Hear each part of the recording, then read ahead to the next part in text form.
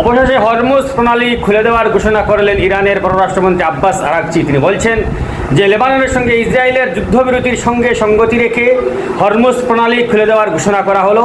এই পথ দিয়ে বাণিজ্যিক জাহাজ বা অন্যান্য জাহাজ চলাচল করতে পারবে, এ ধরনের একটি টুইট তিনি করেছেন। এই রয়েছে টুইট।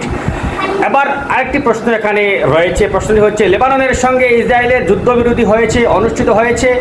এবার দেখা যাক ইসরায়েল কতটুকু সেই যুদ্ধবিরতিকে পালন করতে পারে।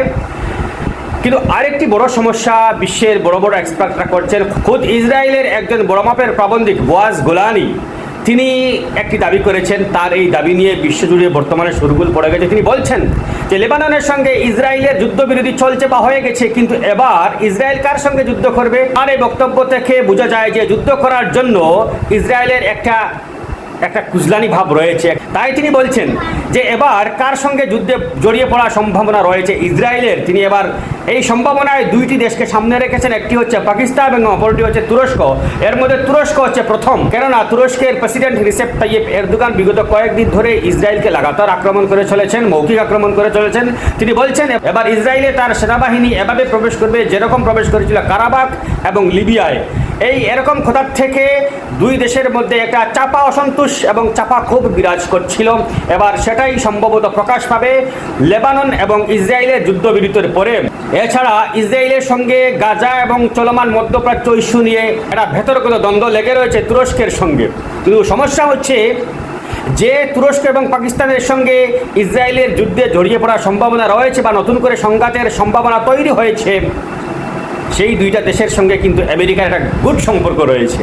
এবার এই সম্পর্কের মধ্যে কিভাবে একটা সংঘাত তৈরি হবে বা সংঘাত তৈরি হলো, এখানে যুক্তরাষ্ট্রের ভূমিকা কী থাকবে সেটাই প্রশ্ন, এবং সেই প্রশ্নের উত্তর এখন পর্যন্ত কেউ দিতে পারেননি। দেখা যাক যে আগামীতে যখন সেই পরিস্থিতি তৈরি হবে তখন যুক্তরাষ্ট্র কী করে। আসলে যুক্তরাষ্ট্র যদি এখনও হাত গুটিয়ে বসে থাকে ইসরায়েলের ব্যাপারে, তাহলে ইসরায়েলের মতো একটি ছোট্ট দেশকে সবাই ভাতের প্লেটের মতো কাড়াকাড়ি করে তারা খেয়ে ফেলবে, এরকম একটা পরিস্থিতি। এটা এক্সপার্টরা বলছেন, বিশ্বের বড় বড় রাজনৈতিক বিশ্লেষকরা এটা বলছেন, যারা আন্তর্জাতিক রাজনীতি সম্পর্কে ধ্যান ধারণা রাখেন। যাই হোক, কিন্তু এই যে যুদ্ধ, এই যুদ্ধে বোঝা যাচ্ছে যে এই যুদ্ধে আমেরিকা এতই সম্মানহানি হয়েছে যে সে মোটামুটি একগরে হয়ে গেছে।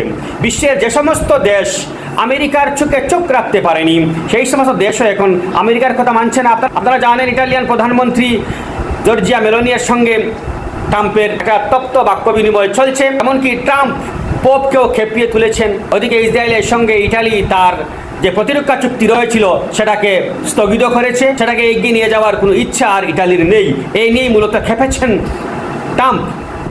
আবার এই চলমান যুদ্ধে ইটালির জমি ব্যবহার করতে পর্যন্ত ট্রাম্পকে দেননি জর্জিয়া মেলোনি। তো এই অবস্থায় যুক্তরাজ্যের কি অবস্থা হয়েছে, কি পরিস্থিতি হয়েছে, বিশ্বে তার সম্মান কতটুকু নষ্ট হয়েছে, তার ইজ্জত কতটুকু নষ্ট হয়েছে, তার শক্তি কতটুকু কমেছে, সে নিয়ে আরেকটি ভিডিও অবশ্যই কথা বলবো। আপাতত এই ভিডিওটি আপনারা দেখুন, শুনুন এবং সেই অনুযায়ী কমেন্ট করে জানাতে পারেন। ধন্যবাদ।